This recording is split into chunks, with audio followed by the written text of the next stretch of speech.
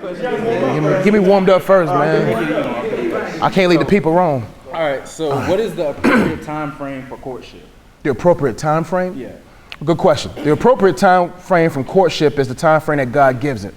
Many people are in relationships or endeavoring to get married on their own timetable versus asking God what's his timetable. A lot of people get into this infatuated phase where they're just like, hey, I just want to be with you. But they get so caught up in the clouds or the fantasy world, but they forget about the reality. And so God's not a God that's so caught up on, well, marry this person. And there may be some special, unique stories where God is like, yo, y'all met in 3 months, y'all be together, married. That's not everybody's story. That's not everybody's timeline. So the timeline for courtship is based upon the information you receive in prayer. The reason why many people miss God's timetable is because not too many people are willing to pray to find out his timetable. They don't even know how to be discerning. They don't even know how to be led. Therefore, they're trying to lead the relationship. That's why I tell ladies, don't put that kind of pressure on a man, because a man is leading by being led. So if you got to ask yourself, who's leading you? And fellas, you got to ask yourself, who's leading me in courtship? Because sometimes if you get so infatuated or caught up in culture says, well, let's do all these relationship things, and let's do all these things that the world defines relationships by, that to the point where you get so caught up in being infatuated, about time you get married, you didn't study for the test. You wasn't prepared for it. And how many people going into marriage more prepared for the wedding than they are the marriage? More invested in the wedding than they are the marriage. So you spend all this money for a day when you could have saved that money for the marriage. You did all these different things because it looks good online. But what happens on the inside? Hey, men lie, women lie, numbers don't. Divorce is high and is higher in the church. So what's the real reason why we're breaking up? It's because God's on the third cord in our two-stranded relationships. He has to be in there. And when you're seeking God, like, man, people forget that marriage is serious to God. He likened it to his relationship with the church. Therefore, it's that serious. And if you got the SAT and the EOG test, you got the biggest test of your life, whether it's the law bar exam, you will probably study for it because you know the passing of that test gives you more opportunity. Right. But how many people say, I'm gonna wait till the night before the test?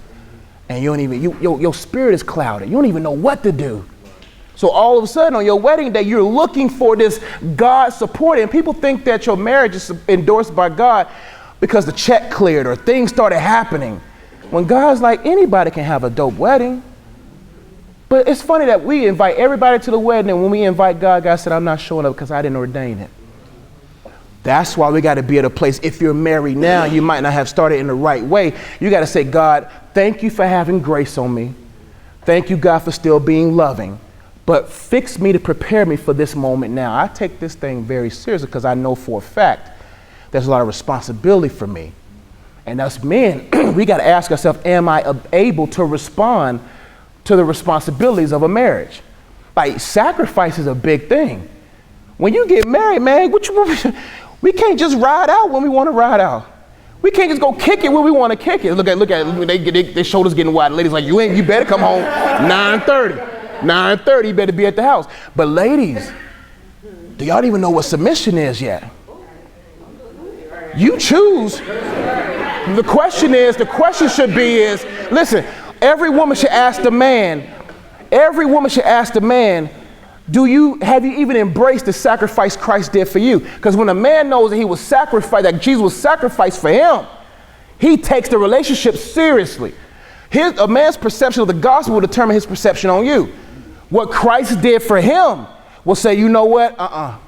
We're taking our time because I'm not ready to sacrifice everything for you. The man still got a porn addiction. The man ain't willing to sacrifice everything for you. So you got to, before you submit to a man who ain't all the way sacrifice everything, pray for that man until he's ready. Instead of forcing that man into something where, just because you know what happens, happy wife, happy life. What type of indoctrination is that? The Bible didn't say women wash the men with the word. It says men wash your woman. So your wife ain't gonna always be happy when you get them scrubs out. Your wife ain't gonna always be happy when you put the word on her. But you gotta be strong enough in your conviction to say, you know what? Whether you like this or not, I'm gonna be honest with you, and I'm gonna be truthful to you, and I'm gonna let you know, I ain't ready. Women have to also say, you know what? You're not even worth me submitting to. Women get so upset, they be messaging me. I'm like, you chose the man. Nobody told you to choose that man to submit to. You chose him. So that's why you got to do better auditing. Listen, you got to audit your potential spouses. Audit them. Don't just audit their bank accounts. Don't audit their class. Don't audit who they look like. Audit their souls. Audit their habits. Audit their mindsets. And then you'll be like, you know what? We both ain't ready.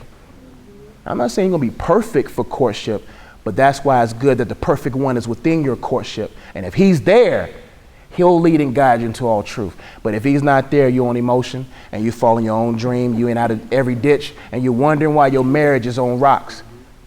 But when God is there from the beginning, courtship is conceived by God, not by us. Everything else is dating. You got to ask God, is this the journey I'm supposed to be on? God, conceive this courtship, lead this courtship, and let God set the wedding date. That's why God says, surround yourself with counsel. I'm like, man, a lot of couples are getting into things and they had no counsel. There are some things that you learn along the way. There are some things you learn from people who's been done that. But we be consulting our friends.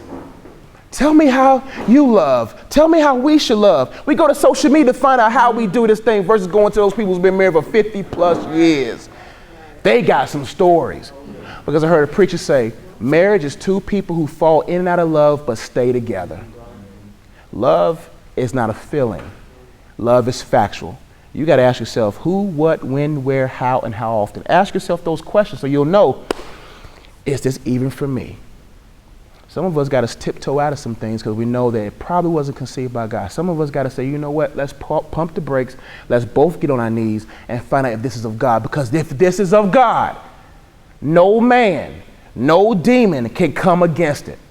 The boy Caiaphas, right in the Bible, boy Caiaphas was like, yo, real talk, man. I know Jesus doing his thing. I know the disciples are doing their thing. But let me warn you, young Pharisees, that if this is of God, you can't stop it.